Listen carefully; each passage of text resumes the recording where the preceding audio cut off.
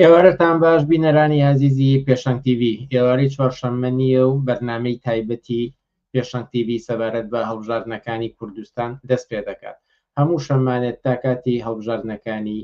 پەرلەمانی کوردستان پێشەنگ TV بەرنامەی تایبەت ئەنجام دەدات تایبەت بە هەڵبژاردنەکان. هەریەک لە ئێوەش دەتوانێت بەشدار بێت، پەیوەندیمان پێ بکات و کاتی تەرخان دەکەین قسە و باسی خۆی سەبارەت بە هەڵبژاردنەکانی کوردستان بکات. ئێمە هەوڵ دەدەین لەم بەرنامانەدا تەواوی لایەنە جیاوازیەکانی ئەم هەڵبژاردنە و هەڵبژاردننی پەرلەمانی و دەنگدان بە گشتی تاوتێ بکەین. ئەوەی کە ئەم هەڵبژاردنانە چەندێک چارەنووسسازن ئەتوانن چی گۆڕانکارێک لە کۆمەڵگەدا بە ئەنجام بدەن. ئەهمیێتی ئەم هەڵبژاردنەی ئێستای کوردستان لەکوێدایە، بۆچی دەوترێت ئەم هەڵبژاردنەیان جیاوازە، بەکردەوە هەڵبژاردن چی ئاڵ و گۆڕێک ئەتوانێت بکرێت، ئەهێنێت خەڵکی بەشداری تێدا بکات، ئەگەر ئەهێنێت دەنگ بە چی لایەنێک بدات، ئەگەر نایهێنێت بۆچی و چی ڕێگە چارێکی تری لەبەردەستا هەیە. ئێمە هەوڵ دەدەین بەپێی توانە تەواوی ئەم بابەتانە لە بەرنامە تایبەتانەی پێشەنگ TVدا ڕۆژانی شەمان هەروەها بەپێی توانە ڕۆژانی ئاسایش چوارشەمانان کە بەرنامە ئاساییەکانی پێشەنگ TV هەیە ئەم بابەتانە تاوتێ بکەین. وەگوتم ئێوەش دەتوانن بەشداری بکەن، هەر کەسێک لە ئێوە پێی خۆشە سەبارەت بە هەڵبژاردنەکان قسە و باسی خۆی لە ڕێگەی پێشەنگ TV بکات، پەیوەندیمان پێ بکات و کاتی دەخەینە بەردەست. عزیزان بەجیا لەوەش دەتوانن بە پرسیار و سەرنج و تێبینیەکانتان هەروەک بەرنامەکانی پێشەنگ TV بەگشتی بەشداری بکەن و ئەوانەی بە کۆمنتێک دەیخەنە ڕوو ئاراستەی میوانانی بەرنامەکەی دەکەین. با هیوای ئەم بەرنامە تایبەتانە تایبەت بە هەڵبژاردنەکانی کوردستان بەسوود بێت و لەگەڵمان بێت.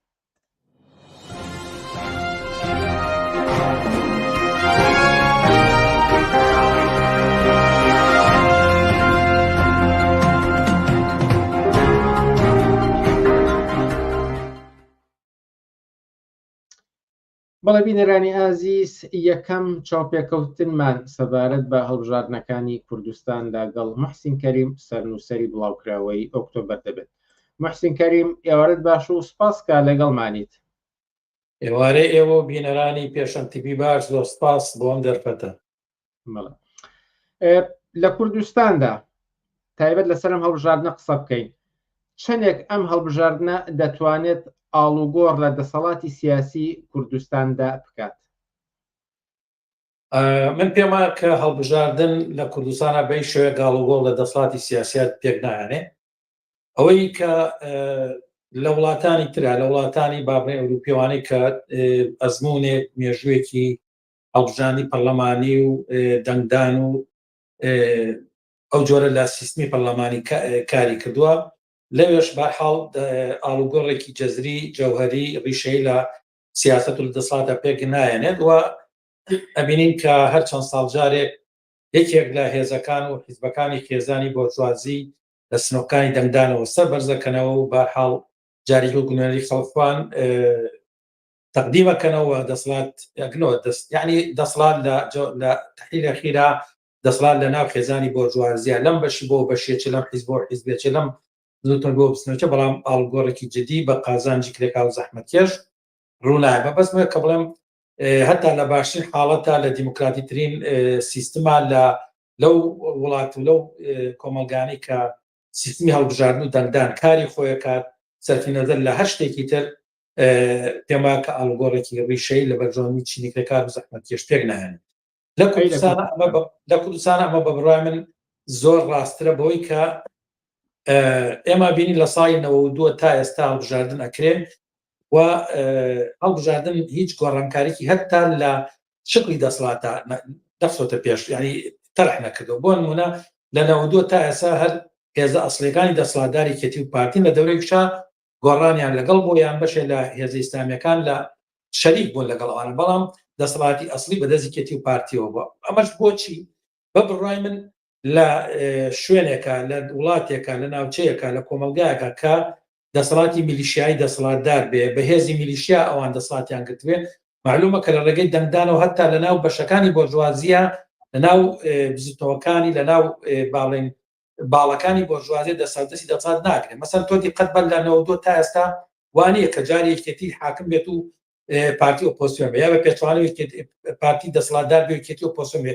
ئەمە ئەبین کە هەمیشە ئەو چوارچوەی کە لێکەم جارەوە تا ئێستا ینی شێوازێک لە دەسەڵاتی میلیشایی کە دوو حیزب دەسەڵاتدارن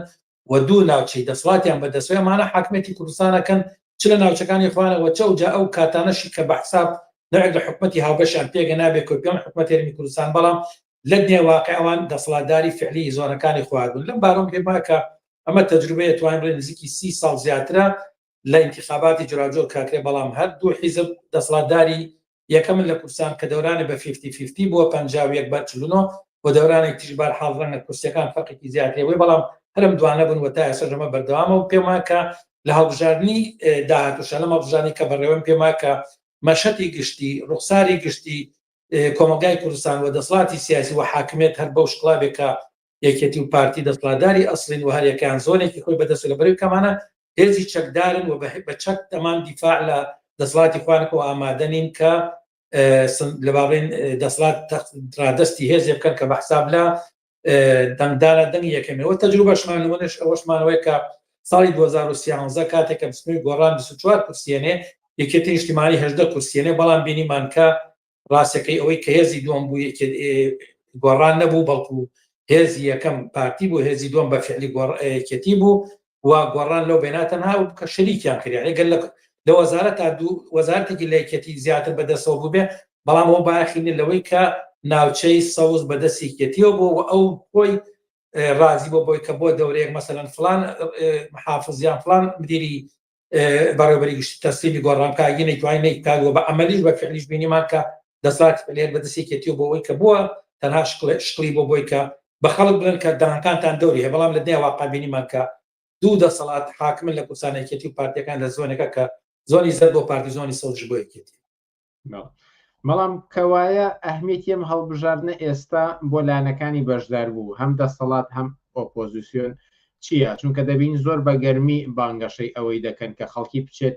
بەشداری بکە و تەنانەت زۆرێک باز لەو دەکەن گرنگ نییە دەنگ بەشێ دەدەیت مهم ئەوەیە بەشداری هەڵبژاردن بکەیت هەم لەلایەن دەسەڵات هەم لەلایەن ئەوانەی کە پێیان دەوترێ ئۆپۆزیسیۆن ئەمە بۆچی؟ زای چۆنە بە بڕای من بنش بە دوو بەش جوابی پرسیارەکە بەوە یەکەمیان بەنسبەت دەسەڵاتەوە لە کوردستانە بە انتخابات بکرێ انتخاب مثلا یعنی ئەم دەسەڵاتە خۆتانزان لەلایەن ئەمریکاوە لێرە دانرا لە کوردستان دانرا و بۆ ینی یەکێک لە با بڵێن وەجهی ڕوخساری ئەمریکا ئەوەیە کە لەو ناچانی کەوت دەسەڵاتی گرتووە هێزگەلێک لە ڕێگەی ئەوە هاتۆ سەر حکومە بێ انتخابات بکەن یعنی بۆ انتخاباتیش تقریبا بۆ بە سیمایەکی گشتی سەرجەم بۆرژوازی لە ئاسیدنی هەتا لە وڵاتە ئیستیدادەکانی شادی هەڵبژاردنێکی فۆرماڵی کرێ و مەسەلەن جمهوری ئیسلامی هەڵبژارد نەکرێ بۆ نمونە بینیمان کە پزیشکیان لە ئەنجامی دەنگدانی خەڵکەوە بۆیە پێما کە هەڵبژاردن یعنی وەگوتم لە جەوهەری دەسەڵاتەکە ناگۆڕێت لە هەتا لە دەسەڵاتی بۆرژوازی ناگۆڕێت لەم بەشە بۆ بەش بەڵام هەتا لەناو خودی ئەم جۆر دەسەڵاتانان لەم بەش بۆ بەشی نایە تەنها نوعێک لە شەرعدانەوە بەوانی کە حاکمن یعنی مەسەن لە ئێران شەرعدانەوە بە جمهوری ئیسلامی یعنی هەتاوە نەبوو مەسەن لە باڵێکی جمهوری ئیسلامی هینی کرد بێت لە بەرامبەر باڵێکی تر بێت چونکە لە تەحلیلەکە بینیمان کە ئەوەی کە باڵێن ئیداری کۆمەلگای ئێرانەکات ئەوەی کە قەرارات سیاسیەکان دەرەکاوی کە تۆجیەکەوەی کە بڕیاری ئەسڵیان خامنەیە یعنی جاچی ئیسلاح تەڵەب بێت ئەوەی کە خوپیان تۆڕۆ بێت یعنی فەرق ناکە بۆ کوردستان بە بڕوای من هەر وایە بۆ دەسەڵات يعني أبيد انتخابات يبقى بوي كوجهكي قانوني وجهكي شرعتي دمدان بابا خوي كراس أو بتشقات سر حكم أو بتشق باريس قايل صلاتك يا خوي كبلام بور رخصاري هم لبرامبر أمريكا هم لبرامبر أوروبا هم لبرامبر حكومتي المركزي وهم لبرامبر خلص كورساي شاب بلا كما برهمي دمداني إيوين أو إيماني خو ما سبادو بهذه الشق ولا وتا مثلا خلقاتو دنياوا أو أوبوزيوني جاي دنيشنا بأوبوزيون أو سر بخوجيا خەڵگازات دەنگیا بەڵام لە تەحیلا هەر ئێمەین کە ینی ئێمەین کە دەنگی خەڵکمان هەیە ئەگەر دیقەت بن چەند ساڵێ دو ساڵەمەوە پێش بوو ئەگەر هەڵە نەبم لە مقابلەیەکە مەسرور بارزانی باسی ئۆپۆزیسیۆنی کرد وتی خەڵک دەنگیاوە بە ئێمە دەنگی نایەوە بە ئێوە یعنی ئێمەی کردۆ بە هێز یەکەم ئێوەی نەکردووە بۆی ئێمە حکومەت حەقمان تەشکیلەکەین بەش دێوە بەشدارەکەین یانەوە بەدەست ئێمەیە یعنی ئەوێت بە خەڵک بڵێت کە ئەوە من نەتیجەی دەمدانی تۆم وەمە بۆ خەڵک نەچاوی خەڵکەوە بۆ شەرعێدانەوەی بە دەسەڵاتی میلیشیای مافیایی خۆیان بۆ ئۆپۆسیۆنیش مەسەلەیەکی تر بەڕام ئۆپۆسیۆنی بۆرژوازی هیچ ڕێگەیەکی تری نییە غێری انتخابات نەبێت مەسەڵەن چ نەوەی نوێ چ بەرەیگەر چ پێشتر گۆڕان و ئیسلامیەکان ئەمانە هەمویان لەوە متتەفقن کە لە ڕێگەی ئەوان بڕوان بە شۆڕژ نییە بڕوان بە ڕاپەڕینی جەماوەری نییە بۆ گۆڕینی دەسەڵات ئەوان دیفاع لە هەمان دەسەڵات دەکەن بەڵام داوای بەشی خۆیانەکەن ئەوان ئەرزانن دڵنیان لەوەی کە ئەوان ناتوان دەسەڵاتێکی پارتی بگۆڕن بەڵام ئەیانوێت لەم پروپاگەندەی کەیکەن لەو ڕق و تووڕێکە ناو خەڵکە هەیە گوای ئەوان ئەمانە گۆڕن دەسەڵاتی دەسەڵات دەکەن یەکێتی پارتی لابن ئەنێ خەڵکێک بێت بەشداری دەنگدان کەەوە دەنگ بەوان با بۆ ئومێدەی کە گوای ئەوان توان دەسەڵاتی یەکێتی پارتی لابەرن وەخوا بچنە سەر حکوم بەڵام ئەوکوتم ئەوان بۆ بەشداری لەو داهات و لەو سەرۆت و لەو پۆستێک کە لە کوردستانە لەگەڵ یەکێتی پارتیا ئەوانش داوای بەشی خۆیانەکەن و ئەمانش دیفاع لە بەرژۆندەکانی بۆ مەجموعەیەک ئەحزابی سیاسی بۆرژوازی وەکو مەجموعەیەک شەرایحی تری بۆرژوازی ئەوانش پێویستیان بۆیە کا وەکوتم خەڵک بانکن بۆ دەنگدان چکۆن نەبڕوان بە شۆڕژەیە نەبڕوان بە ڕاپەڕین جەماوەریە لەم ماوەی پێشەشاگەر دیقەتان نابێ سەرۆکی نەوەی نوێ زۆر باشکە ڕایگەیانوتی وتی نە بە چەگەمانە هی نەکرێمە داوای لەگو کە گوای چەک لە داوای هێز لە بەغاوە بکاگەر کاتێمان دەسات تەسیمەکەن وتی مەسەلەن تەنها ڕێگەیەکە دەنگدانە وەرن خەڵک دەنگ با بە ئێمە هەنی بەنەوەی نوێ نەوتی بە شۆڕژ دەکرێنە بە هیچ شتێکی ترەکرێت ئەمان ئەوان ڕاگەیاندۆ کە ڕاستێکی بڕوایان بە شۆڕژێوەزان شۆڕش ینی سیاسەتی بۆرژوازی نییە بۆرژوازی ناچێت شۆڕشکا بەسەر خۆیان بەڵام ئەوان لە چوارچێ ئەم انتخاباتەیە بە شوێن بەشی زیاترن بۆ خۆیان بە شوێن تەقسیمی دەسەڵاتەوە بەشێکیان دەستکەوێت بۆیە ئەوانش بانکەشەی انتخاباتەکەن ئەوان ئەزانن دڵنیان لەوەی کە ئەوەی کە ئەڵێن درۆ ئەکەن کە ئەڵێن گوای دەسەڵات دەگۆڕە نەخێن ئەزان کە خۆشیان زان دەسەڵاتی کێتی پارتی لە جێگەی خۆیان مێنێتەوە بەڵام ئەوان توان چەند کورسێکیانە بێت دوو کورسی بیکا بە چوار بۆ ئەوان هەم امتیازاتی سیاسی امتیازاتی مالیە کەم نییە مەسەن ینی پارێک ئەتوان لە ڕێگەی ئەم بینانەوە لە ڕێگەی ئەم ئیمکاناتی کە بەدەستێن لە پەرلەمانە لە داهاتی کوردستان بەشیانە بێرێکە بە پێیتەوازن و بە پێهێزی خۆی ئەوان ئەمەیان ینی بڵێن هەم دەسەڵاتەمە و پرسیۆن بەڕای من پێویستیان بەوەیە کە خەڵک بانکەن بەشداری انتخابات کات چونکە تەنها وەسیلەیەکی ئەوان بۆ شەرعدانەوە بەم دەسەڵاتەوە و بۆ ڕاگرتن دەسەڵاتەوە بەشداری کردنی ئۆپۆسیۆن لەم دەسەڵاتەیە ئەوەیە کە ڕێگەی انتخابات و بانوازی خەڵکە ئەوەی کە ئەڵێ هەر خەڵک بچێت دەنگ بات هەر چۆن بێ بچێت دەنگ بە هەر دەست دەنگ بە کەسنات بەڕای من ئەوان بۆیان مهمە کە خەڵک بەشداری دەنگدان کە ئەوان ناڕەحەتن لەوەی کە خەڵکی زۆر بەشداری دەنگدانەوە بێ ئومێدە لە دەنگدان ئەوانیانە جارێکی کە خەڵک چاواشەکە لە خۆڵ بکەنە چاوی خەڵکە تەنها ڕێگەی بۆ دەنگدان بۆ ئاڵوگۆڕ دەنگدانە لە کاتێک کەوتمان پرۆسەی 30 ساڵی ڕابردوو ئەوەی ئیسپات کرد کە ئاڵوگۆڕی هەتا بەسیترین ئاڵوگۆڕ لە ژیانی خەڵکە لە ڕێگەی دەنگدان لە ڕێگەی پەرلەمان نەبوو تۆ دیقەت بن لەم 30 ساڵات چەندین خولی پەرلەمانی کرا چەندین لە ئیسلامیەکان لە نەوەی نوێ لە گۆڕان وەکوتم بە 24 کورسی لە دەسەڵات لە پەرلەمانی 24 کورسی پەرلەمان بەڵام نەیانتوانی سەرەتایترین لەو خواستانی کە بوویان لەو پلاتفۆرمانی کە بوویان گوای بۆ هیچی جێبەجێ بکەن هیچی نەکراوەی کە بووە ئەبینن کە ڕۆژ بە ڕۆژیانی خەڵک قورستر بۆ ناڕەحەتر بۆ لەباری ئابووری لەباری سیاسی و هەتا ئەوەی کە خەڵک ئەگەر بەدەستیە نابێ لە ڕێگەی خۆپشاندنەوە ناڕەزەدەکانە بۆ دیقەت بە تەنها مەسەلەی موچە ئەوەی کە مەسەن گۆڕان و تێمە کابانی ماڵەوە کە حکمی مؤسسات مەجموعەیان شتی وت معلومە کە حکمی مؤسسات درۆ بوو معلومە کە دەسەڵاتی میلیشیای حاکمە لا ئەزان معلومە کە نە کابانی موچەی کابانی ماڵ نەبوو هەتا موچەی ئەوانەی کە موچەخۆرن نییە و ئێستاوەتە هەمووش خەڵک لەسەر جادێ بایکۆتەکە و مزارەکە بۆی کە موچەکانی بدرێت یعنی بە تەجروبە خەڵکی کوردستان بەڕاستی موچەخۆر زەحمەتکێش کرێکار ئەمانە لە شەڕی دەستەوخیان لەگەڵ خاوەن کۆمپانیەکان لەگەڵ دەسەڵات لەگەڵ باڵە حکوومەت ئەمان خەریکن شەڕەکەن بۆ برزای قوتی خوارد و بۆ بەرگی لە ئازادەکانی خوارد یعنی پلاتفۆرمەکانی هیچ کام لە هێزە و پۆستەکان نەیتوانەوە یەکشت لە ئاڵوگۆڕێک دروستکە لە مەشهدی سیاسی لە دەسەڵات لە قانون لە ماب لە ژیان گوزرانی خەڵکە وەمە ئەزمموی واقعیە ئەمە قسەیەکی من نییە ئەمە تەحلیل نییە ئەمە ئینسان ئەتوانێت هەر کرێکار و زەحمەتیش کوردستان هەر ئینسانێکی بە وجدانی خەڵک کوردستان ئەتوانێت بە عەمەلی ببینێت کە ئایا بەرهەمی بەرژاردنی لە انتخابات بەرهەمی دەنگدانەکانیەوان بەشداری هێزە و پۆستەکان لە ئیسلامی تا بنوێنێت تا ئەم جارش بەرەی گەرتا چی ئەمانە هیچ ئاڵگۆڕێکی بڵە معلومەکە نەک لە دەسەڵاتایشنەوە هەتا لە باشبوونی ژیانی خەڵکە بە ئاراستەیەکی باشتر ئاڵگۆڕێکی نەک خراپتر بۆ تەنهاوەی کە دەورێکە بوو بێ لەوەی کە تۆزە ژیانی خەڵک باشکە یا بیپارێزیە مافەکانی بەدەست بێنێت یا دیفاع لە مافەکانی کا بەڕاستی کاتە مەیدانی خەڵخۆی بۆ مزارە و خۆپشاندانەکان ماگرت و بایکۆتەکانی بۆ تەسبیت بۆ سەرماوە لە پراتیکی ڕۆژانی ژیانی خەڵکی کوردستانە. بەڵام ئەگەر بۆ یەک سات لەسەر ئۆپۆزیسیۆن ڕاوەستین هەندێک قسە ئەکەن بۆ نمونە دەوترێت خۆ سەرنجام هەر هەڵبژاردن ئەنجامەدرێت و کۆمەڵێک کەس ئەنێرێت بۆ پەرلەمان باشتر نییە کەسانێک بن کە سەر بە هێزەکانی دەسەڵات نەبن و کەسانی تازە بن کە خەڵکی ئەزمونیان بکات حەز ناکەی ئەمە واقعیتێکی تیابێت کە لە هەموو کاتێکە هەڵبژاردن هەرکرێت و پەرلەمانتان هەڵەبژێرێت ئەزانین چۆنە ئەوەی کە چەند کەسێکی تر لە ئۆپۆزیسیۆن بچێتە ناو پەرلەمان لێوێ ببن ئەگەر پەرلەمان سەنگ و قورسایەکی هەبوایەت ئەمە جێگەی خۆی بوو مەسەن بۆنە لە ئەوروپا ئاتوانی بڵێ هەتاگەر دوو ئەندام پەرلەمان لەوێ هەبێ لە پەرلەمان ئاتوانێت دەنگێک بگەێنێ هەچەند کەمە ئاڵوگۆڕ دروست ناکەوان دیعایەکەن هەڵێن ئێمە دەسەڵات دەگۆڕین ئێمە ئەمانە ئەکەین لێتۆ سەرفی نەزەر لەوەی کە ئەوان مەسەنەوەی نوێ لەگەرێمە یەکەمین وا ئەکەین بەرەیگەڵێ وا ئەکەین ئەمانە هەمووی درۆکەن بەڵام هەتا بۆ مەفهومی ئەگەر ئەوان چەند ئەندام پەرلەمانێکیان هەبێت لە پەرلەمانە توانێت دیفاع لە شتێ بکە ئایا بەڕاستی پەرلەمانی کوردستان ئەو جێگەی ئەو بڕیارە قەرار ئەوان ئەیەن کە بۆ نمونە ئەگەر ئەکسەرێتی پەرلەمانی دەنگیا لەسەر فلاش ئایا ئەوەی کە معلومە کە ئەمە وانە معلومە کە هێز ئەسڵیەکان کە یەکێتی پارتین ئەوان ئەتوانن هەر کارەبیانە بێک بیکەن مەسەن کاتی خۆی پارتی نەبوو پەرلەمانی داخست و نێر سەرۆکی پەرلەمانەکە بگەڕێتەوە هەولێر ئەسا شەربەدەری کرد یعنی ئەزانین چۆنە هاوڕێ بنار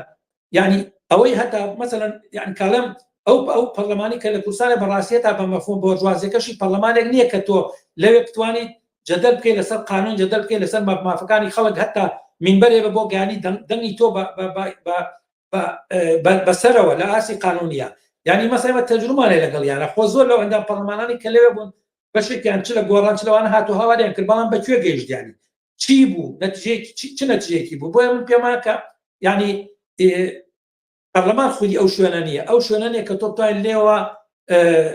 باڕێن بە ئیتیجایەکە بە ئاقارێک کارکەی کەلانی کەم یەک ماف بۆ خەڵک بەدەست بێنی لە تەحلیل ئەخیرا زۆرینەی پەرلەمان دەسەڵاتی کێتی و پارتیە و ئەوان هەر کاتێکیش بیانوێت دەتوان پەرلەمانەکە پەخپن پەرلەمان دیوەخانێکە بەڕاستی پەرلەمان بڕیاردەر نییە مەکتەبی سیاسی کێتی و پارتی بڕیاردەرن و ئەمە چەندجار خۆشیان وتویانیان چەندجار خۆیان تویانە مەسەن نەئەکسەرەتی پەرلەمانی دەوری هەیە لە پەرلەمانی کوردستانە توافقات دەکرێ هاوڕێ بنان لەوێ توافقات دەکرێ مەسەن ئەوە ئەکسەرەتی پەرلەمانی و ئەقەلەتی پەرلەمانیشکا بۆ نمونە مەسەلەن لەسەر بڕیارێک جەماعەتی پارتی لەگەڵ مەجموعەی تا ئیتفاقکەن یعنی بڵێن مەسەن لەبەر پلاتفۆرمەکە لەبەر ئەو نەخشەیە لەبەر ئەو خواستە مەسەن ینی یەک کەسی پارتی بەخلافی بڕیاری حیزبەکەی بڕیار نایە بە هەمان شکڵ یەکێتی بە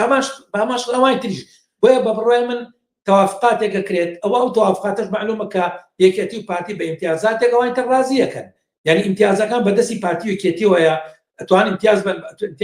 بە ئیسلامیەکان بیان بە گۆڕان بیان بە فلان بێت و ڕازیان کردنەوە ئەمانە هەمووی لە پشتی پەردەوە لە دەروی پەرلەمان اتفاقانەکەی تەنها ناو پەرلەمانە شەرعەتی پێدێ بەپێی ئەو تەوازنەی کە پێشتر هەیە کەوتم تەوازنێکە یەکێتی و پارتی هێزی ئەسڵین تایە و ئەوان بڕیاردەری ئەسڵین و مەکتەبی سیاسی ئەو دوو حیزبە بڕیاردەری ئەسڵین بۆیە ئەو قسەی کاڵێت خۆ انتخابات دەکرێت و بعد مەسەن چەند کەسێکی تریش لەوێ بێت ئەمە بە تەجروبەش دەرکەوتوو کە هیچ نەخشێکیان نییە لە ساڵی 2009 بێجگەر یەکێتی و پارتی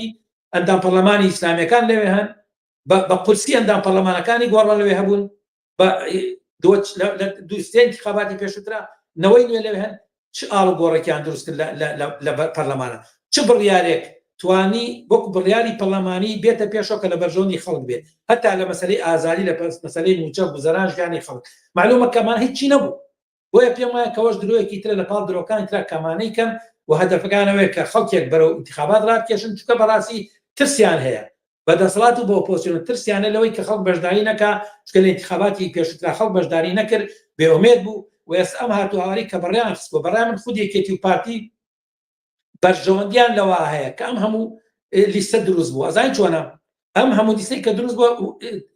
یەک ئیماج یەک تەسویرات کە بابە ئەوە پەرلەمانە ئەوە جددیەوە تا خەڵکی سەربەخۆی تیا و خەڵکی جۆراجۆیکە دەی بە هەمومان بەشداری بکەین یعنی ئەوان دەسەڵات ئەمەی پێخۆشە ئەمەی پێ باشە کە زۆرترین لیستە بێ و زۆرترین منافەسە بێ بۆی خەڵک بەشداری بکات لە تەحقیقا ئەوان هێزی یەکەم و ئەخیری ئینەکەن و ئەوان شەرعیەت دەدێتەوە بە دەسەڵاتەکان و ئەوان ئەڵێن بابەگیانەوە ناو انتخاباتە ئەمە موێزە بەشداری کرد بەڵام خەڵک هەر دەنگی بە ئێمەیە بۆی ئەوان پێیان خۆشەوە بڕای من ئۆپۆزیسیۆن گەورەترین خزمەت بە دەسەڵات دەکات کاتێک کە بەشداری لە انتخاباتە کات و کاتێک خەڵک ڕاکێشەوە سەر سندوقانی دەتان بە پێچوانەوەی کە ئەوەی کە ئەڵێن ئەگەر خەڵک بەشداری دەنگدان نەکەین دەسەڵات دەهێڵێتەوە پارتیکێڵ نەخێر ئەوان ئەوان ئەگەر خەڵک بەشداری نەکات یەکێتی و پارتی ئەمێنەوە بەڵام شەرعەتیان بەرەو خوارەوەیە هەم لە ئاسی نێودەوڵەتی هەم لە بەرامبەر عێراق و لە بەرامبەر خەڵکە یعنی دەرەوێت کەمانیۆنەری کەمایەتێکی زۆر کەمن لە کۆمەلگای کوردستانە بەڵام گەر خەڵک بچێتە بەشداری بکە ئەو کات ئەوانم ئەبن بە بلاوەی ناو خەڵکێکی زیاتر کە دۆڕاوەکانی مەجموعەت ئۆپۆزیسیۆنن بەڵام ئەوان بلاوەی دایەکی زیاترن و شەرعەتێک وەرەگرێت و چۆن لە ساڵی 2009 و 2013 گۆڕان چۆن ناو انتخاباتەوە بەڕاستی شەرعەتیە بە پەرلەمانەکەی پارتی لە کاتێکە خەڵک پێشتر پێوت پەرلەمانی دیوەخان و پیان و فیفتی دەساتیان دابەشکردووە بەڵام دوایی دەرکەوت کە نە ئەوان زۆرینەی پەرلەمانین و ئەوان شەرعەتی پەرلەمانیانێ وان حکومەتیان دامەزاندن پێقانی پەرلەمان یعنی بۆیە بە بڕای من ئەوەی ئۆپۆزیسیۆنێکا گەوتین خزمەتە بەدەسەڵات بە یەکێتی و پارتی و شەرعە داهات بەدەسەڵاتی مافیایی و میلیشیایی ئەوان کە ئەم دەسەڵاتە خۆی شەرعەتی نەما ئەوان جاری کرد لە ڕێگەی قانون و پەرلەمانەوە شەرعەتیانەوە ئەگەر نەتیجە انتخاباتە شکست یەکێتی و پارتی بێت و یەکێتی و پارتی دەسەڵات دەرچێت ئەوە ئەم قسەی من غەڵەتە بەڵام ئەبینین انتخابات ئەکرێت دوای 20دا ئەبینین کە یەکێتی و پارتی حاکمی ئەوەڵ و ئەخیرن و ئەم قسانی من ئەو کاتە دەرەکەوێت کە حقەتیان کە ئەمان ئۆپۆزیسیۆن خزمەتیان بە دەسەڵاتی یەکێتی پارتی کردەوە بە 4 کورسی ئۆپۆزیسیۆن زیاتر بکە وەکوتم لە 2013 گۆڕان 24 کورسی هەبوو یەکێتی 18 کورسی بوو بانەوەی نوێ لە کورسیەکانی لە 16 بە 20 بێ 15 بەڵام هیچ تەغییرێک ناکە لە مەشهەدی لە ڕوخساری سیاسی کۆمەلگای کوردستان و لە ژیان و بزەرانی خەڵک کاتمان کەمەوە بەڵام دەمێ پرسیاری بینەرێک بێن مەسەر شاشەکە و ئاراستەی ئێوەی بکەم دەڵێت کە ئایا ئەنجامی هەڵبژاردنەکان کێشە و ئاڵۆزی دروست ناکات واتە مەترسی ئەوە هەیە پاش ئەنجامی هەڵبژاردنەکان ناکۆکی و پێکدادان ڕوودا بە بڕای من ئەگەر زای چۆنە ناکۆکی و پێکدادان ئەوەی کە خەتەرم لە بین یەکێتی و پارتیان ڕووبا چکە بەرحەڵ نەوەی نوێ هێزێکە کە بتوانێت لە معادلاتی سیاسیا کێشەیەک دروستکاوە بەڕای من بەرەی گەلیش بە جۆرێک زای چۆنە هاوڕێ بنات یەکێتی و پارتی بێجگە لە هێزی میلیشیای خۆیان ئەمانە بعدی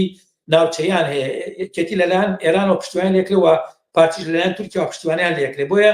دەوڵەتانی ئیقلیمیش لەم مەسەلەیە دەوریان هەیە بە تایبەتی مەسەر تۆ بینە حکومەتی عێراق کە ڕاستەوخۆ لەلایەن ئێرانەوە ئیداراکرێت پشتیوانی یەکێتی بێ من پێم وایە کە لەم انتخاباتە حتمما ممکنە یەکێتی دانکانی زیاد بکات بە حکومە پشتیوانی کە لەلایەن عێراق و لەوە تا کۆمیسیۆنی باڵای هەڵبژاردنەکانی عێراق ڕەنگە بە جۆرێک لە قازانجی یەکێتی ئیشتاوکو چۆن لە هەڵبژاردنەکە وەکو چۆن لە هەڵبژاردنی ئەنجومەنی مووسڵ و هەم لە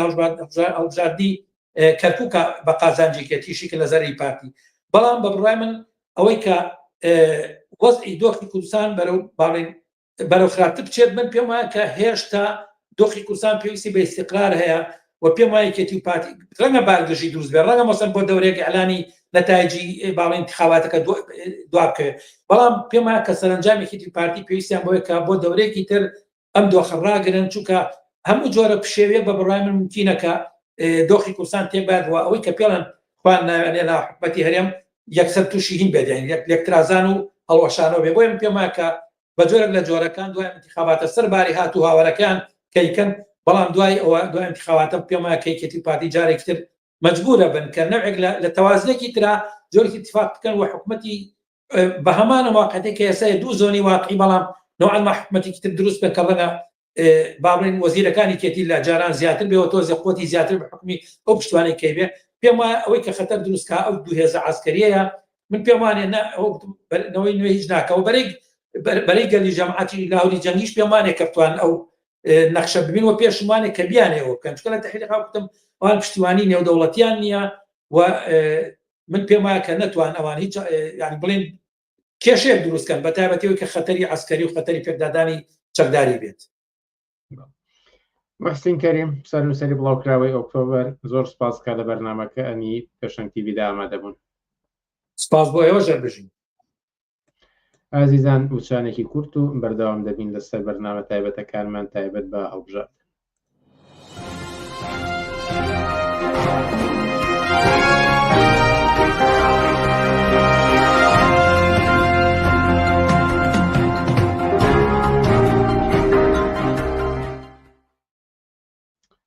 بەڵێ بینەرانی عەزیز بەردەوامین لەسەر پێشکەشکردنی بەرنامەی تایبەت لەسەر هەڵبژاردنەکان و وەکو باسمان کرد هەموو شەمانێک ئەم بەرنامە تایبەتانە هەیە و هەرکەس لە ئێوە پێی خۆشە پەیوەندیمان پێ بکات کاتی بەخینە ئیختیارەوە قسە و باسی خۆی سەبارەت بە هەڵبژاردنەکانی کوردستان بکات. ئێستاش چالاکوانی بزوتنەوەی یەکسانی خوازی ژنان گەشەوڕەحیمان لە گەڵدایە و سەبارەت بە هەڵبژاردن لە ڕوانگەی ژنانەوە تاوتوێ دەکەی. گەشەوڕەحیم ئێوارت باش و سپاسکە لەگەڵمانیت. ئێوارە ئێوە باش و سپاس بۆ ئێوە و بینەران و بیسەرانی بەرنامەکەتان. هەست دەکەم لە هەڵبژاردنەکانی ئەم جارە ئێستا کە بانگەشەی پرۆپاگاندەی هەڵبژاردن دەستی پێکردووە، ڕێژەی ژنان بە جۆرێک زیاترە، بە جۆرێک چالاکترە، زیاتر دەرکەوتن هەیە و تەنانەت بانگەواز بۆ ئەوەی کە دەنگ بە ژنان بدرێت بە بەراورد بە ڕابردوو زیاترە. ئەمە بۆچی؟ یان ئێوە ژوای دەبینن؟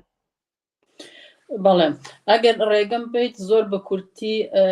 بە چەند دێر باسی دۆخی ژنان لەژێر سایی دەسەڵاتی بزوتنەوەی کوردایەتی یا بکەمەوە کاتێنە سەرەوەی کە بۆچی ژنان ئێستا بە جۆرێک هاتوونەتە مەیدان یاخۆت هێناویان نەتە مەیدان بۆی کە لە هەڵبژاردنەکاندا بەشدار بن.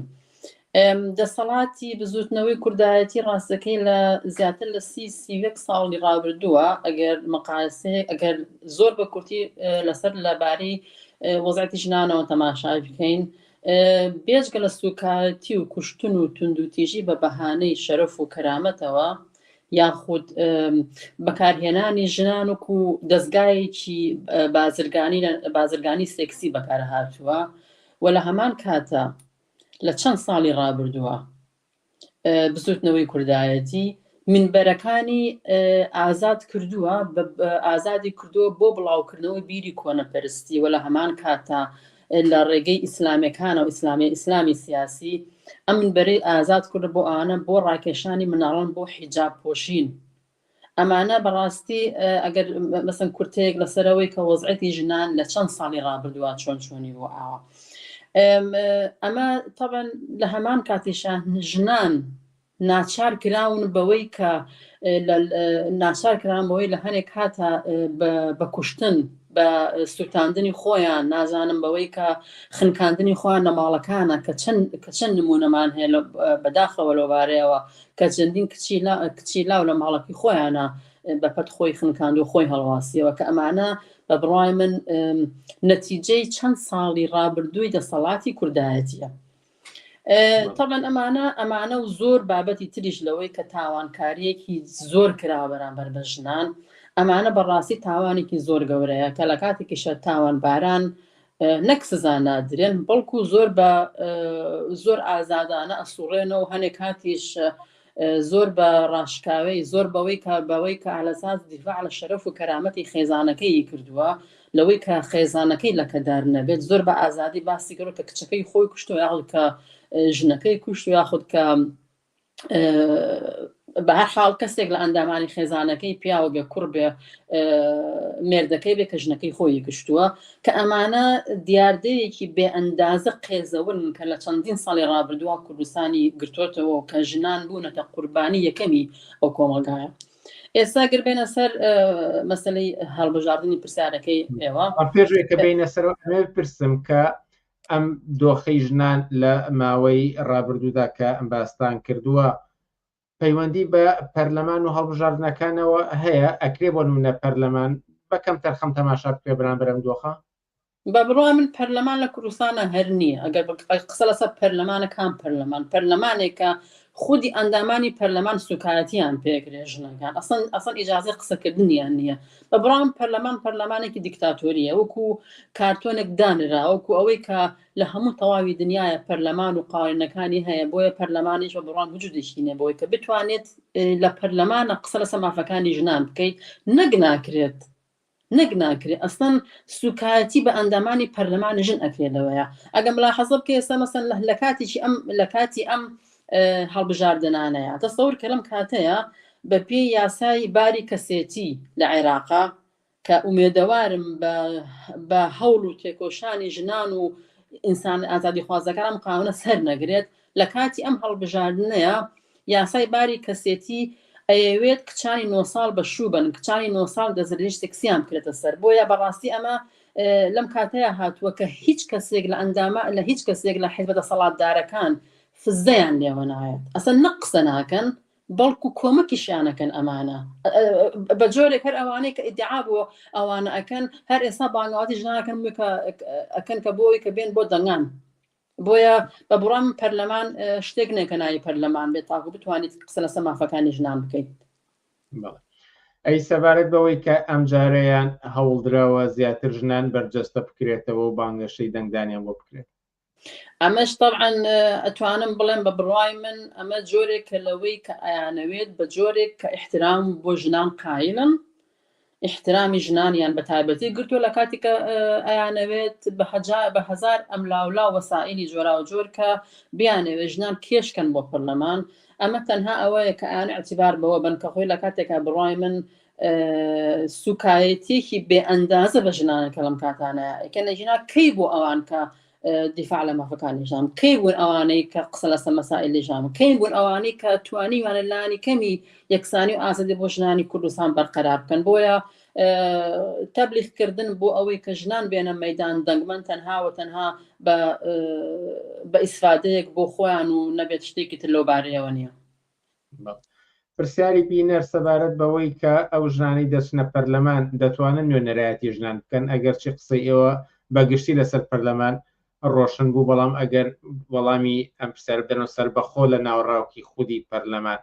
ئەو پەرلەمانتارە ژنانە دەتوانن نوێنەرایەتی ژنان و مافەکان و خواستەکانیان بکەن. بە بڕای من بە یەک جار بڵێم نەخێر ناتوانن ئەمانە نوێنەری ژنان نین نوێنەری ژنان ژنانی ئازادی خوازن نوێنەری ژنان ژنانێکن کە سوکاتی قبول نەکەن ئەم ژنانە تەنها ئەتوانم بڵێم بە جۆرێک چوونەتە پەرلەمان ئەمانە تەنها وەکو نمونەیەکدا قسەیشانی لە پەرلەمانە ئەمانە بە حساب کردویانتە پەرلەمانەوە بۆ ئەوەی کە بڵێن ئێمە بەڵێ حزابێکین دەسەڵاتێکین کە ژنان لە پەرلەمانە هەن مەسەلەکەەوە نێکە عەدەدی ژنەکان لە پەرلەمانە زیابێ وانە ئەوە بڕام بەوە نێک کە ژمارەی زیابێت قسە لەسەرەوەی کە چۆن ئەتوانێت کۆ دیفاع لە مافەکانی ژنان بکەین چۆن ئەتوانین لە کۆمەلگای کوردستان ئەگەر بە بڕام باش ئەگەر ژنێک کوژرا یاخود چەندین ژن لە کوردستانە ڕۆژانە ئەکوژدە بزانم ژنانی پەرلەمان قسەیەکان چی بۆ لەسەرەوە بزانم ژنانی پەرلەمان بە چ جۆرێکی مۆدرن باسی وەزعەتی ژنانی کوردستانیان کردو بزانم ژنانی پەرلەمان چۆن توانیویانە ئیمکاناتێک بۆ ژنان فراهم کەن بۆەوەی کە لانی کەمی مافەکانی خۆیان بەدەستبێنن کەواتە ئەوانەی کە لە پەرلەمانە دانیشتون بە غەیری کارتۆنێک و ڕسمیاتێکی ئوسوڵی خۆیان نەبێت کە سەر بەدەسەڵاتی ئەحزابی قەومی خۆیانن بێجگەلەوە شتێکیان نەکردووە. بەڵام ئەگەر بۆم هەڵبژاردنیان پەرلەمانتارانێکی تر لە حیزبەکانی دەرەوەی دەسەڵاتەوە هەڵبژێرن و بگەنە پەرلەمان ئەوان دەتوانن نوێنەرایەتی خواستەکان و مافەکانی ژنان بکەن. بە بڕای من هەموو حیزبێکی دەسەڵات کە ئێستا لە کوردستانە هەیە بە هەموو حزابەکانێ و هەر بە یەکێتی پارتی گۆڕان نازانم چی ئەمانە ئیسلامەکان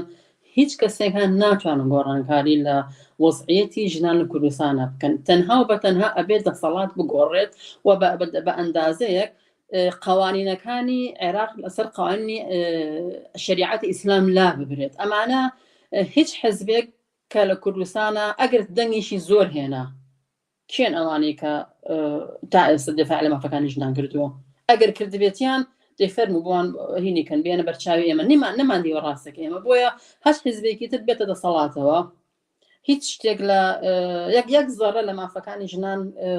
کەم ناکاتەوە نایەتە خوارەوە نەک نایەتە خوار من پێم وا بە گوێرەی ئەو دۆستە دراوسەکانیشیان بارودۆخی ژنان خراپترە بێ نەک باشتر ئەبێت. ئەی کەوایە ژنانچی ڕێگەیەکی تریان لە بەردەستا هەیە لە کوردستانە ئەگەر هەڵبژاردن بۆ نە ڕێگە چارێک نەبێ بۆ ئەوەی کە گۆڕانکاری لە مافەکانیانە لە گەیشتن بە یەکسانیدا بگەن ڕێگەی ترچی هەیە.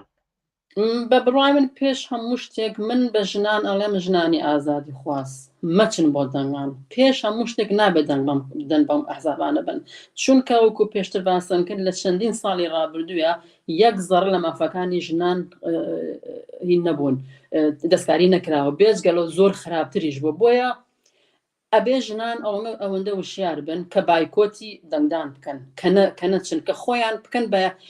ببن بە بەشێکی بەهێزی جەماوەر بێنە دەرەوە قسە بکەن ناڕەزایەتی بکەن ئەوەش ئەڵێم کاتێک ئەگەر ژنان چوونە بەردەمی سنووقەکانی دەنگان ئەوەتان بیر نەچێتەوە کە لە کوردستانە لە ژێر سای دەسەڵاتی کوردیە گۆڕستانی بێناونیشان هەیە لە کوردستان ئەگەر چوونە بەردەمی سنووقەکان ئەوەتان بیرکەوێتەوە کە چەندین ژن لە کوردستانە بە بەهانەی شەرەف و ناموس کوژراون سوکایەتیان پێکردووە ڕۆژانە پێیان ئەکرێت ئەبێ ئەوەتان بیرکەوێتەوە کاتێک کە ئەچنە بەردەمی سنووقەکانی دەنگانەوە بزان کە ئەگەر یاسای باری کەسێتی سەرکەوێت ئەوە کچەکانی ئێوەش کچەکانی ئێمەش لە 9 ساڵیە دەزرێژیانەکەنە سەر و بەشویانەیەن و ئەیانکەنە ناو چواردیوارێک و خەریکی ماڵ و مناڵ ئەبن و لە هەموو خۆشەکانی ژیانی خۆیان بێبەری ئەبن بۆ ئەڵێم ئەگەر ئەچنە بەردەمی سنووقەکانەوە بزانن کە ئەمە سوکایەتێ بە ژنان ئەکرێت بە هەم بە تەواوی کۆمەلگا ئەکرێت ئەیانەوێ نیوەی کۆمەلگا بخەنە ماڵیانە ئەگەر بە دەنگان نیوەی کۆمەلگا دەسەڵاتی خۆیان بەدەستێنن بۆیە ڕێگا چارە بۆ ئەوەی کە ئەگەر بمانەوێت ئێمە ئەم دەسەڵاتە لە بین بەری ناخۆت یاخۆت بمانەوێت لە جێگەی ئەما شتێکی تردا بنین تەنها ئەوێ ژنان بێنە مەیدان شان بەشانی پیاوانی ئازادی خوازێک سانی خوازە ڕیزی یەکورتی خۆیان دروستکەن ڕێکخراوی خۆمان دروستکەین ئێمە نابێت هیچ حیزبێک و هیچ لایەنێ مداخەلە دەخالەت لە بارودۆخی ژنانە بکە ئەبێ ژنان خۆیان بێنە مەیدان وەکوتم ببن بە هێزێکی جەماوەری یەکگرتوو بە قووەت ئازا چاونەترس ڕەچەشکێن بێنە دەرەوە ئەو کاتە ئەتوانی مافەکانی خۆیان بەدەستبێنین ئەگەر قسێک ما بێت سەبارەت بە هەڵبژاردن لە دیدی ژنانی کوردستانەوە لە گفتوگۆکەماندا نەهات بێت و بتانەوێ ئاماژە پێ بدەن فەرمون بە کورتی تەنها من دووبارە بانگەوازی ژنانەکەم کە نەچن بۆ دەنگانەکان نەچنە بەردەمی سنووقی دەنگان ئەو سنووقەی کە دەنگی پێێنەوەی کە وەرەخی دەنگانە خێناوە دڵنیا بن لەوەی کە سبێنێ زنجیرەکانی قاچتان دوو بەرابەر ئەبێ ڕێگەتان لێ ئەگیرێت بیرتان کەوێتەوە کە ژنان لە دوون بە پلەدوودا ئەنێ ئێمە لە کوردستانە بۆیە هەر ئەو ئەحزابانەی کە دەسەڵاتدان ئەمڕۆ کە ئەیانەوێت تۆ ڕاکێشن بۆ دەگەن ئەیانێ بە هێزی تۆ هێزی خۆیان بە قووەتکەن دڵنیا بە لەوەی کە سبێنێ بەردبارانت ئەکەن سوکایەتیت پێ ئەکەن گۆڕستانەکان گەورەتر ئەکەن بۆ ژنان پلە دووتان ئەکەن لە ماڵۆنداتان ئەنێن ڕێگەتان پێنایەن بچنەکار ئەتانکەن بە بازرگانیەکی سێکسی بۆ دەوڵەمەند و پارەدار و مەسئولەکانی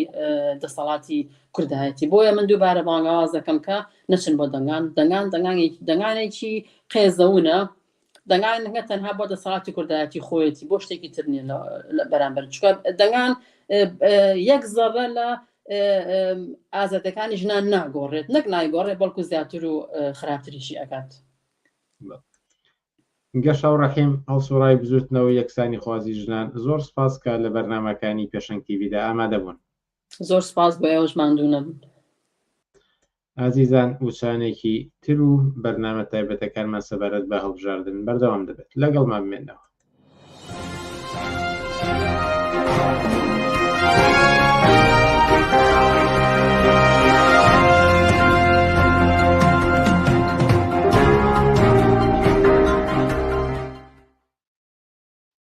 بەردەوامین لەسەر بەرنامە تایبەتەکەمان سەبارەت بە هەڵبژاردن بەشداربوویەکی ترمان لەگەڵدایە بەڕێز سەردار عەبدوڵڵا حەمە سەردار عەبدوڵڵا ئێوەرەت باش و سپاس کە لەم بەرنامە تایبەتەی پێشەنگ تیڤیدا ئامادەن ئەم کاتێ ئێوەش باش ئاڕێبنار سڵاو ڕێزیشمێ بۆ بینەران و بیسەرانی پێشەنگ تیڤی ئێوە گرنگی ئەم هەڵبژاردنەی بەڕێوەیە و بڕیارە 20 ئۆکتۆبەر ئەنجام بدرێ چەنی دەبینن چەندە گرنگە لای ئێوە بە بڕای من ئەم هەڵبژاردنە هەروەکو هەڵبژاردنەکانی جارانە خەڵک دەنگ باد یا دەنگ نایەت ئاڵگۆڕێک بەسەر ژیان و گوزەرانی خەڵکدا نایەت ئەوەی کە ئیدعای دەکەن هەندێک لە بڵێن لەلایانی دەسەڵاتدار و ئەوەی کە لەلایانی ئۆپۆزیسیۆنش ئیدعای دەکەن پێم وانییە بتوانن کە ئاڵگۆڕێکی ڕیشەیی دروست بکەن لە کۆمەلگای کوردستانە و بتوانن ئەو ئومێدەی کە خەڵکەیەتی بۆ یەکسانی بۆ دادپەروەری بۆ ژیان و گوزەرانێکی باشتر ئەو ئومێدە ئەبێت هەر خەو و خەیاڵە و هیچی تر ینی وەهمێکە ناتوانن کە ئەوە بەدی بێنن بۆ خەڵکی کوردستان من لە ساڵی 2009 کاتێک کە گۆڕان تازە هاتبووە سەر کار و هێزێکی گەورەی هەبوو وتارێکم نووسی کە بزوتنەوەی گۆڕان ناتوانێت هیچ گۆڕانکاریەک دروست بکات لە دەسەڵات و ناتوانێت هیچ چاکسازیەک بکات و وتارەکەش هەتا ئێساش لە سایت و ماڵپەڕەکانە ماوە و ئێساش دووبارە یەکەمەوە پەرلەمانی داهاتوو ناتوانێت ئاڵوگۆڕێک دروست بکات لە ژیان و گوزەرانی خەڵک ناتوانێت بە بیانی جۆراجۆر ئەو کاتە ئەگەر ئۆپۆزیسیۆنیش تەنان دەسەڵات بەدەست بگرن بە بیانی جۆراجۆر خۆیان ئەدزنەوە لەو پێویستیانەی کە خەڵکی کوردستان پێویستی بە تایبەتی خەڵکی کرێکار و زەحمەتکێش و مامۆستایان و ئەو چیر و توێژانەی کە مەحروم کراون تا ئێستا بەردەوام مەحرومکردنیان بەردەوامە بێت بە بڕای من ناتوانێت کە ئاڵوگۆڕێک دروستکە. بۆیە خەڵک دەنگ باد یا دەنگنات هیچ لە وەزعەکە ناگۆڕێت تەنها کۆمەڵێک کەسی تر ئەهێنە سەر ئەهێنن ناو پەرلەمان و خۆیان دەوڵەمەند دەکەن و موچەیەکی بەرزی هەیە پەرلەمان ئەندامانی پەرلەمان زۆربیان تموحیان لە موچەکەیەتی ئەگینا بۆ ئەوە ناچن کە ئاڵوگۆڕ دروست بکەن و بۆ ئەوە ناچن کە ئابووری ئەوە بکات ئابووری خەڵک چاک بکەن چونکە خودی پەرلەمانی کوردستان بە تایبەتی ئەوە نییە کە جێگایەک نییە کە بتوانرێت ئاڵوگۆڕی دروست بکرێت بە قازانج و بەرژەوەندی خەڵکی کوردستان لە پەرلەمانی کوردستاندا پەرلەمان هیچ دەور و نەخشێکی نابێت یعنی نەخشێکی کارتۆنی ئەبێت ئەوەی کە دەوری ئەبێت حزابی میلیشیاییە و بە تایبەتی یەکێتی و پارتیکەوە هەر ئەوانیش دیسان دێنەوە سەر حکوم من ئەگەر ئۆپۆزیسیۆنەکانی تر چەند کورسیەک بێنن بەو چەند کورسیە ناتوانن کە هیچ ئاڵوگۆڕێک دروست بکەن و خۆشیان نایانەوێت ئەوە دروستکە چکە ئەمانە ڕەوتێکی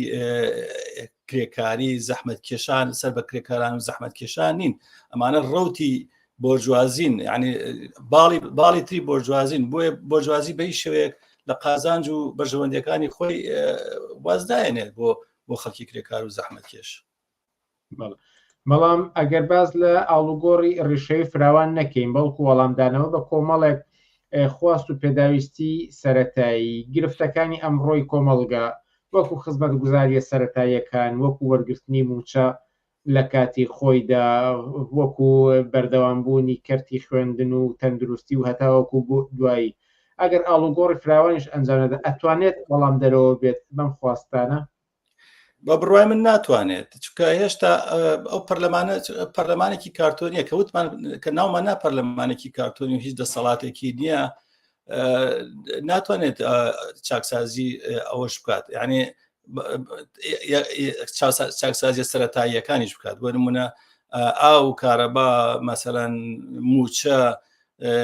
مەسەلەن زۆر شتی تر کە پێویستن بۆ خەڵک ئەمانە یەکێک لەو شتانەی کە ناتوانن بیکەن ئەوەیە کە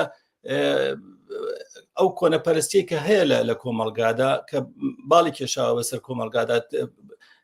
ئیسلامی سیاسی و سەلەفی و ئەمانە کە کۆمەلگایان تاریک کردووە هەڕەشەن بۆ سەر کۆمەلگا ناتوانن ئەوە بکەن یعنی ئەوانە دەستی ئەوانە کورتکەنەوە بۆ ئەوەی کە کۆمەلگات مەسەرەن دوور بێ لە تیرۆر لە کوشتار لە بەڵێن لە حیجابکردنی بە زۆری ژنان و لە زۆر شتی تر کە ئیسلامیەکان ئەمڕۆ ئەو فتوایانەی کە ئەیدەن لەسەر مەسەلەی کوشتنی خەڵکی سیکۆلار و ڕۆشنبیر و هونەرمەند و نازانم بێدینەکان و ئەوانە بۆ چکە هیچ کامیان نەهاتوون شیعارێک بەرزکەنەوە کە بڵێن کە بتوانێت کۆمەلگا ئەلمانی کاتەوە حتا ئایانەوە کە مەسەرەن ئەگەر کۆمەلگا وەکو کۆمەلگایەکی ئەوروپیش لێ بکەن ئەگەر بڵێن وەکو وڵاتێکی ئەوروپیش لێ بکەن نەهاتوون مەسەرەن ئیدعای ئەو بکەن کە دین لە دەوڵەت جیا ئەکەنەوە لە ئەوروپادا لە هەموو پەرلەمانەکانی ئەوروپا ئەمە هەیە مەسەرەن زمانێکی زۆرەکە لە وڵاتانە کە دین لە دەوڵەت جیا بۆتەوە و دین بۆتە ئەمری تایبەتی ئینسانەکان بەڵام لەوێ هیچ کەس ناتوانێت ئیدعای ئەوەش بکات کە دین لە دەوڵەت جیا بکاتەوە بە کۆمەلگایەکی ئەلمانی بنیاد بنێت ئیتر سەرڕای ئەوەی کە مەسائلی ئابووری ئەوانە چکە پەرلەمان کێشەی ئابووری خەڵک چارەسەر ناهات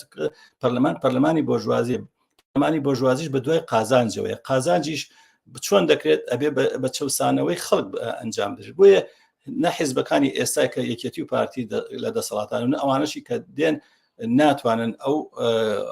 ئەوە دروستکەن یعنی ئەو چاکسازیت لەوانەیە مەسەن چەند شتێکی ڕووکەشی ڕووبات بەڵام ئەوەش ئەوەندە نییە کە مەسەن خەڵک ئیسفادەی لێ بکات چکە ئێمە تەجروبەی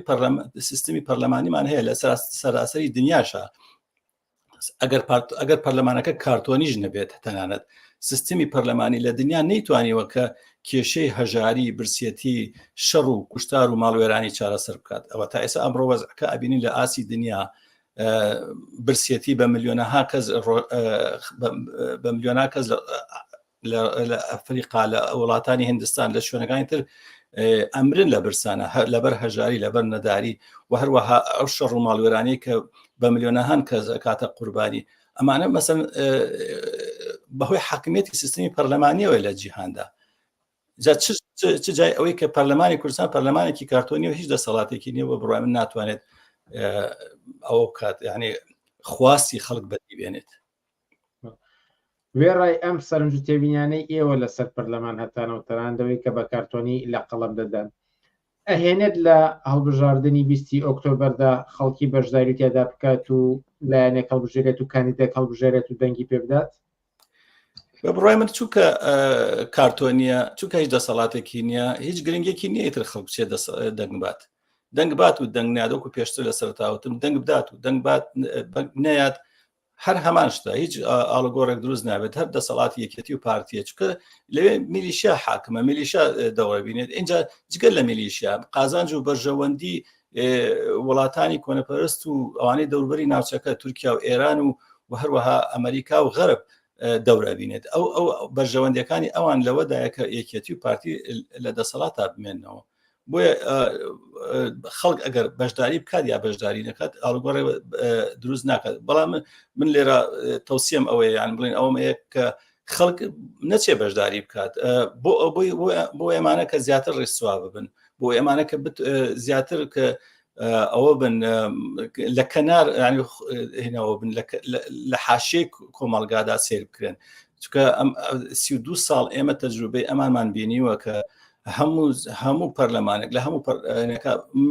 کۆمەڵێک بەڵێن و وعدە ئەیەن کۆمەڵێک مژدە ئەیەن کۆمەڵێک مەسەرەن درۆ دەلەسە ئەنجام ئەیەن و هینەکان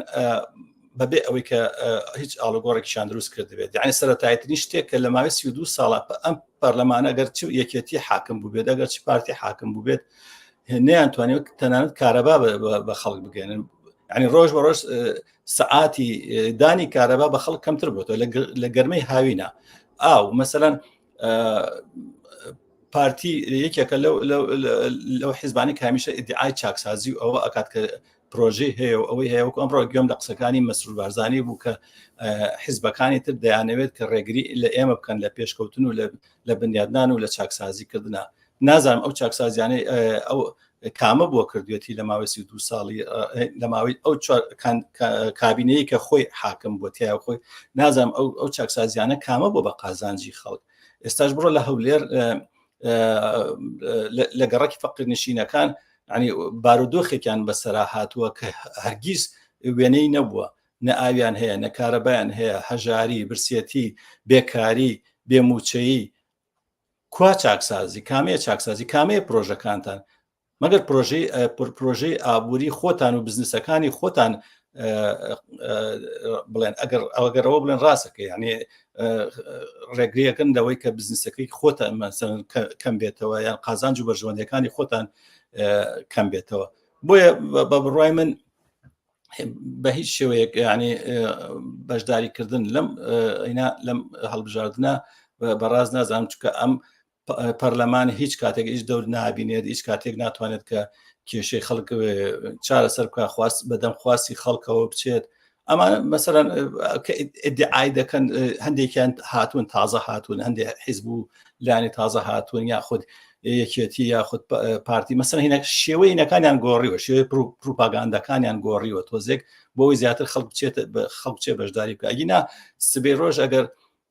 دەسەڵات بڵێن دابمەزرێت من پێم وایە هەر دەسەڵاتەکەی یەکێتی و پارتی ئەبێت هەر زۆنی سەوز و زەرد ئەبێت هیچ دەوروی نەخشێکی نابێت بەر منە مەسەلەن ئێستا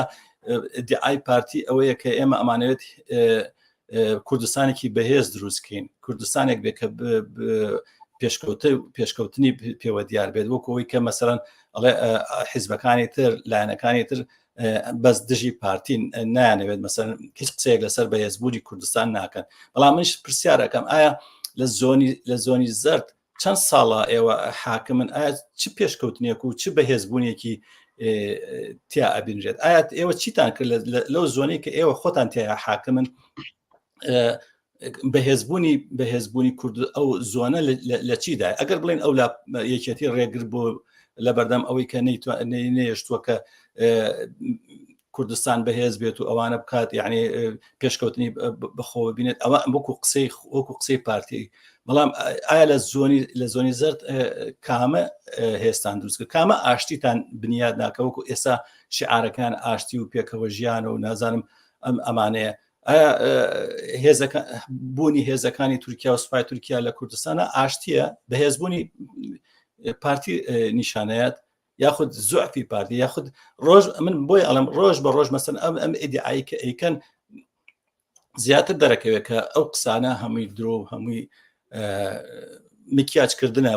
بۆ ئەوەی کە خەڵک بچێ بۆ دەنگدان و وەهم دروستکەن لە لای خەڵک کە ئەو وەهمە لەوانەیە زۆر کەسیش مەسەن خۆش باوەڕ بێ پێی لەوانێ بۆ حکمەوەی کە ناوشیارە بە بەرژەوەندیەکانی خۆی چکە ئەوەی کە بە بڕای من ئەمڕۆ ئەچێت بەشداری ئەکا لە هەڵبژاردنە ناوشیارە بە بەرژەوەندیەکانی خۆی یاخود کەسانێکی زۆر هەلپەرست و مەسلحەت چین بە شوێن ئەوەن کە شتێکیان دەستکەوێت لەباری مادیەوە بۆ خۆیان نەک بۆ کۆمەڵگا بۆیە دەنگدان بە شێوەیەک بە نازانم بە دروست نازانم کە خەڵک بچێ بۆ دەنگدان بەڵام ئێوە زیاتر قسەکانتان لەسەر دەسەڵاتە لە دەرەوەی دەسەڵات زۆر هێزی تر هاتوونەتە مەیدانەوە هەر لەنەوەی نوێەوە هەر لە ڕەوتی هەڵوێستەوە هەر لە بەلەیگەرەوە ئەگەر یەکێک لەم هێزانە زۆرینەی کورسیەکانی پەرلەمان بەدەست بێنێت ئەو وەختە ئاڵوگۆڕێکی تر ڕوونادات بە بڕای من ئەگەر ئەوە جارێ دوورە کە لەوەی کە ئەوانە ئەو هێزانی و کوونەوەی نێ و هەڵوێست و بەرەی گەل و ئەو ئیسلامیەکانوانە زۆرترین کورسیەکان بەدەست بێنن ئەوە من بە مەحاڵیە بینم لە حاڵەتێک ئەگەر ئەوەش بکەن یعنی زۆرترین کورسیەکانیش بەدەست بێن بە بڕای من پارتی و یەکێتی نایڵن ئەوانە دەسەڵات بەدەستەوە چکە بینیمان ئێمە لە